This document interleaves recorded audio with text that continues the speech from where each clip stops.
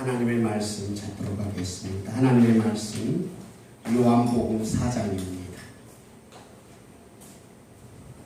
요한복음 4장 20절에서 26절까지 보시겠습니다. 요한복음 4장 20절에서 26절까지 한 목소리로 함께 보시겠습니다. 우리 조상들은 이 산에서 예배하였는데 당신들의 말은 예배할 곳이 예루살렘에 있다 하더이다. 예수께서 이르시되 여자여 내 말을 믿으라. 이 산에서도 말고 예루살렘에서도 말고 너희가 아버지께 예배할 때가 이르리라. 너희는 알지 못하는 것을 예배하고 우리는 아는 것을 예배하노니 이는 구원이 유대인에게서 남이라. 아버지께 참되게 예배하는 자들은 영과 진리로 예배할 때가 오나니 곧 이때라. 아버지께서는 자기에게 이렇게 예배하는 자들을 찾으시느니라. 하나님은 영이시니 예배하는 자가 영과 진리로 예배할지니라. 여자가 이르되 메시아 곧 그리스도라 하는 이가 오실 줄을 내가 아노니 그가 오시면 모든 것을 우리에게 알려주시리라. 예수께서 이르시되 내게 말하는 내가 그라 하시니라. 아멘.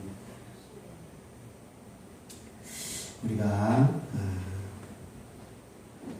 힘든 이런 코로나 시대에 참 예배가 무엇인지 또 예배를 어떻게 하나님 앞에 드려져야 되는지 우리가 좀 예배에 대한 생각을 좀 깊이 좀 해봐야 되겠다라는 생각으로 오늘의 본문의 말씀을 선택을 했습니다. 하나님께서는 오늘 본문에서 예배하는 자들을 찾으신다 이런 내용이 나오지요. 하나님께서는 예배자를 찾고 계신다라고 표현하고 계십니다. 이 시대에 진정한 예배자가 누굴까? 어떤 사람이 진정한 예배자일까? 하나님이 원하시는 그런 예배자는 어떤 사람일까를 좀 더 깊이 좀 생각을 해보고 한 사람의 예배자가 되었으면 좋겠다 하는 생각으로 오늘 말씀을 나누려고 합니다. 오늘 말씀에서 나오는 두 인물이 나오죠. 한 인물은 예수님이시고 한 분은 예수님이시고 한 분은 사마리아 여인입니다. 너 남편이 몇 명이냐 했더니 남편이 없는데요. 네 남편이 없다는 말이 많구나. 네가 남편 5이 있었고 지금 있는 자도 내 남편이 아니니 네 말이 옳구나.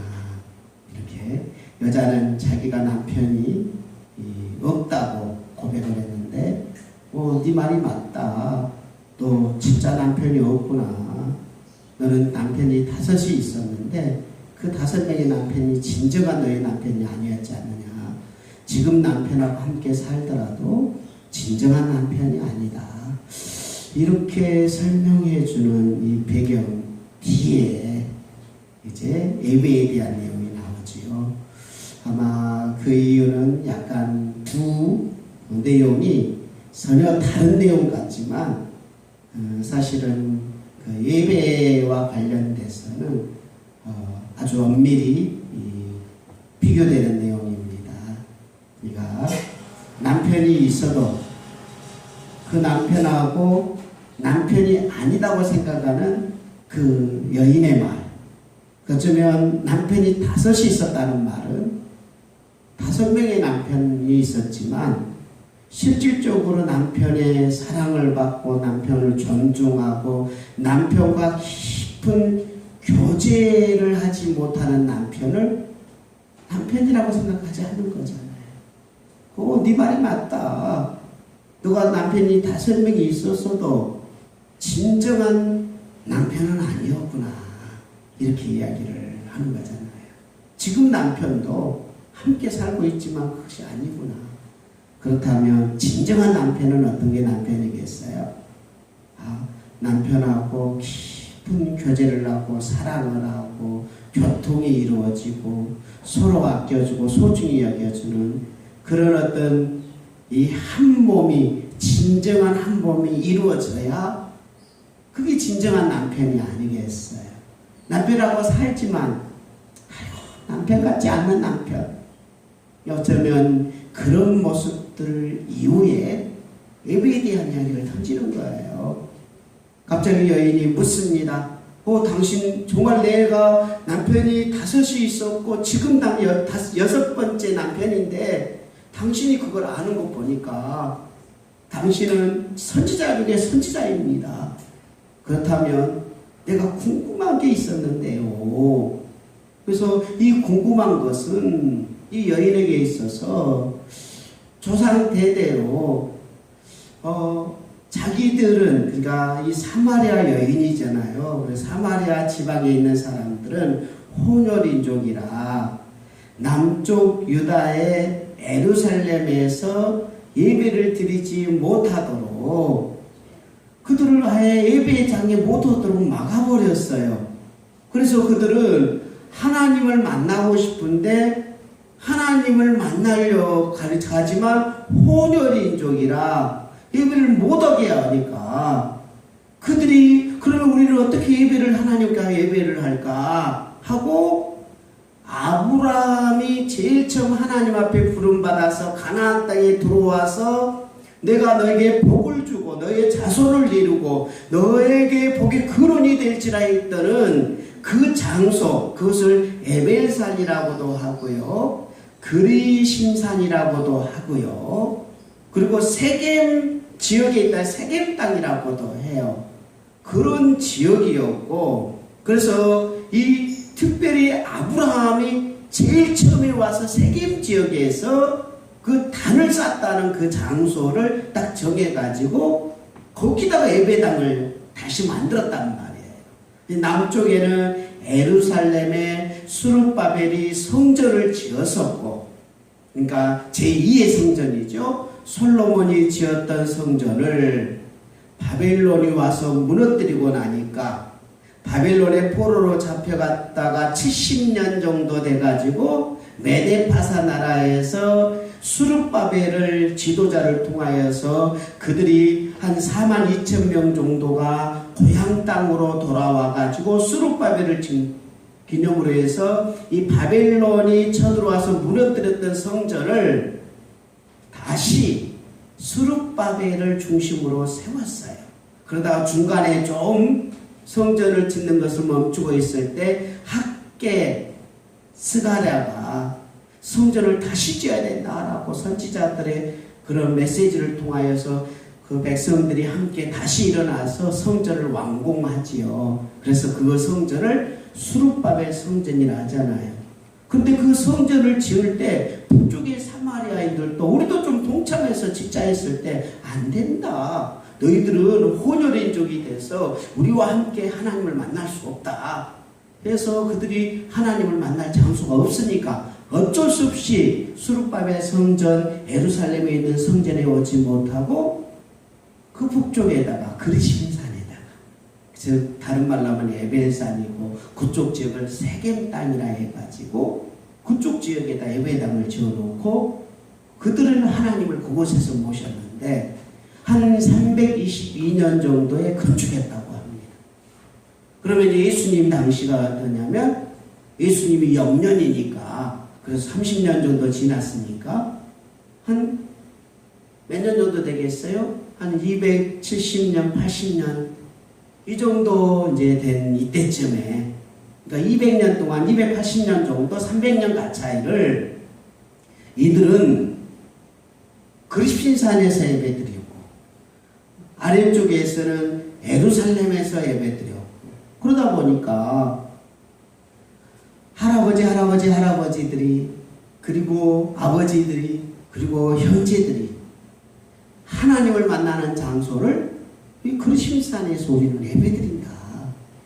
그런데 당신들은 예루살렘에서 예배드리는데 선지자이신 분이시여 어디서 예배드리는 것이 좋을까요? 이렇게 묻는 거죠.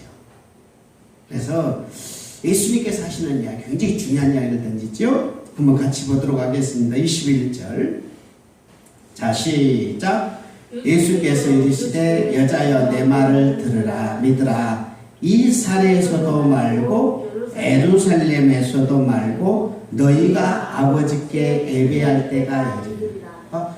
예배 장소가 중요하지 않다. 굉장히 중요한 이야기라고. 그러니까 남쪽에서 드리는, 예루살렘에서 드리는 그 성전에서 드리는 예배, 북쪽의 그림심산에서 드리는 예배, 이런 게 중요하지 않다. 장소가 중요하지 않다. 그 다음 던지는 메시지 있죠. 자, 22절 시작. 너희는 알지 못하는 것을 예배하고 우리는 아는 것을 예배하노니 이는 구원이 어디에서 나온다고요? 유대인에게서 나온다. 구원받은 백성이 드리는 것이 중요한데 장소가 중요한 게 아니고 구원받았느냐 구원받지 않았느냐 이게 중요하다 이 말이에요. 그러니까 예배는 어떤 사람이 드려야 되느냐? 구원받은 사람이 드려요. 근데 이 구원이 누구에게서 온다? 유대인에게서 온다.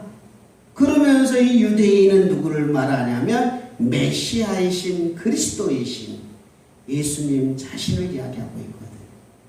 중요한 것은 이제 장소가 그렇게 중요한 게 아니고 구원받았느냐 받지 않았느냐를 너희들은 관심을 좀 가져라. 이런 이야기라는 사실이에요. 그러므로 구원받은 백성이어야 되고 그 구원은 유대인에서 통해서 온다. 메시아가 오시면 그가 가르쳐줄 줄 믿습니다. 그리스도가 오시면 그가 가르쳐줄 줄 믿습니다. 그렇게 여지 사마리아 여인이 이 내용을 다 듣고 나서 메시아가 오시고 그리스도가 오시면 그분이 이런 내용을 정확히 가르쳐 줄 것입니다 라고 했을 때 한번 같이 볼까요? 25절 26절 시작. 여자가 이르되 메시아 곧 그리스도가 하는 이가 오실 줄을 내가 아노니 그가 오시면 모든 것을 우리에게 알려주시리라. 예수께서 이르시되 내게 말하는 내가 그라 하신. 여자가 메시아가 오시면 그리스도가 오시면 그가 나에게 밝혀줄 건데 그때 예수님이 내가 그다 이렇게 이야기하지 않습니다. 그러므로 구원받은 백성 예수님을 통하여서 예배드리는 사람을 이야기하고 있단 말입니다. 여러분이 예수님을 구주로 믿으셨습니까? 예수님이 여러분의 죄를 해결하신 구세주이심을 믿으십니까? 그분이 하나님이시고 인간의 죄를 해결하실 메시아시고 그리스도이심을 믿습니까? 그렇다면 이제 우리가 예수님 때문에 구원을 받았으니 한 사람의 예배자가 되었습니다. 그렇다면 예배자가 가져야 될 가장 중요한 예배의 구체적인 방법을 오늘 본문에서 설교하는데, 자 23절 24절이지요. 한번 같이 보겠습니다. 시작. 아버지께 참되게 예배하는 자들은 영과 진리로 예배할 때가 오나니 곧 이때라. 아버지께서는 자기에게 이렇게 예배하는 자를 찾으시니라. 하나님은 영이시니 예배하는 자가 영과 진리로 예배할지니라. 자, 하나님은 어떤 분이시니? 영이시니. 이게 초점이라는 거예요. 하나님은 보이는 분이 아니시고 성령님으로 보이지 않는 영혼이시라는 거예요. 그러니까 보이지 않으시고 우리 영혼이시니까 우리의 영과 진리로 예배하는 것을 본다. 영이라는 마음은 우리가 어떤 장소나 어떤 형식이나 어떤 의식이 아니라 여러분 속에 있는 영혼이 영이 그러므로 구원받지 않는 사람에게는 그 영혼이 성령님이 그 안에 없으니 구원받지 못한 사람은 하나님이신 영이신 하나님께 예배할 수가 없지요. 죄가 해결되고 예수 그리스도의 이름으로 구원받은 백성만 영으로 예배할 수 있고, 영으로 예배하는데 그것을 장소나 형태나 의식이나 보이는 어떤 걸로 할 게 아니라 진리로 진정으로 예배드려야 된다 이 말이에요. 그러니까 영과 진리로 예배하는 거야. 진짜 예배를 드려야지. 그러므로 장소에 의해서 휩쓸리지 말고 하나님 아버지와 깊은 교제의 시간입니다. 하나님 아버지, 나는 죄인입니다. 예수님의 은혜로 내가 구원을 받아서 하나님 감사합니다. 나 같은 죄인을 사랑해 주시고 나에게 먹을 것을 주시고 내 삶을 이끌어 주신 보이진 않지만 영이신 살아계신 하나님께 진정한 가슴에서 우러나는 진리의 영, 진정한, 다 옛날성의 진정으로 나와요.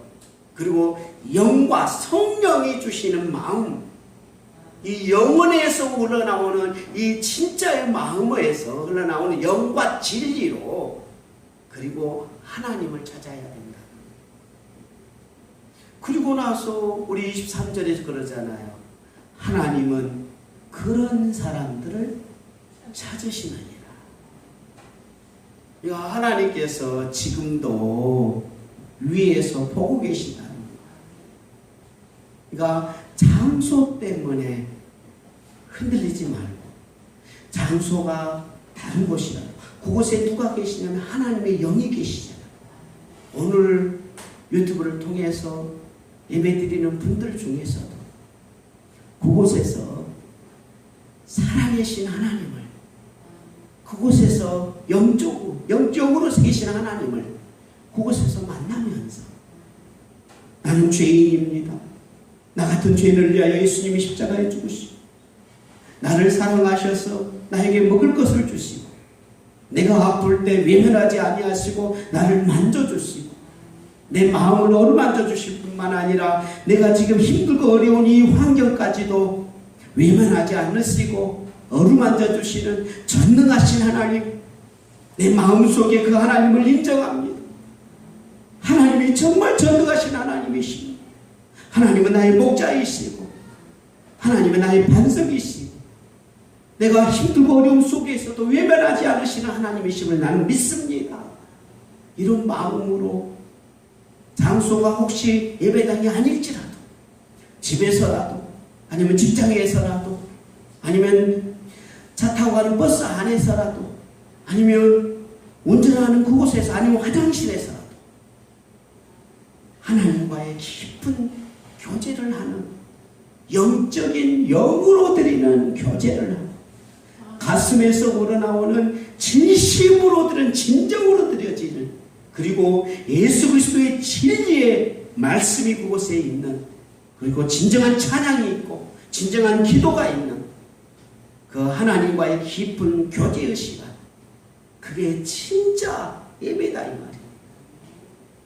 형식만 갖춰서 우리 앞에서 소론에서 말씀을 드렸던 것처럼 이 여인이 남편하고 살고 있지만 겉모습만 살고 있는 것은 그 남편이 아니다 했던 것처럼 우리가 예배 시간에 예배를 드리지만 건성으로 드리고 하나님과 교통도 없고 하나님과 대화도 안 되고 죄인인지도 깨닫지도 못하고 하나님이 그렇게 사랑하셨는데도 사랑도 느끼지 못하는 그런 예배를 우리는 예배라고 할 수가 없다. 그것을 5번 만나도 5명의 남편도 필요 없는 것처럼 지금 6명의 남편하고 살고 있고 지금 예배 시간에 예배 드리고 있어도 하나님과의 깊은 교제가 아닌 형식상으로 앉아있고 의식적으로 어쩔 수 없이 있는 그런 사람들에게는 그것은 예배가 아니라 이 말입니다. 코로나 시대에서 이제 예배 시간에 예배를 드리지 못하는, 그리고 비대면으로 예배 드려야 되는 이런 상황들이 우리 앞에 놓여져 있을 때 하나님께서 진정한 그 교회를 통하여서 원하시는 것이 무엇이라고 생각하십니까? 그것은 형식적이고 의식적이고 그냥 시간만 들어지는 그 예배에 대해서 하나님의 마음은 차라리 그런 예배를 다 없애버렸으면 좋겠다라는 이 말라기의 선지자의 그 외침이 들리지 않습니다. 하나님은 예배를 안 받으시는 그런 예배가 많이 있다는 사실이죠. 그래서 하나님의 간절한 소원입니다.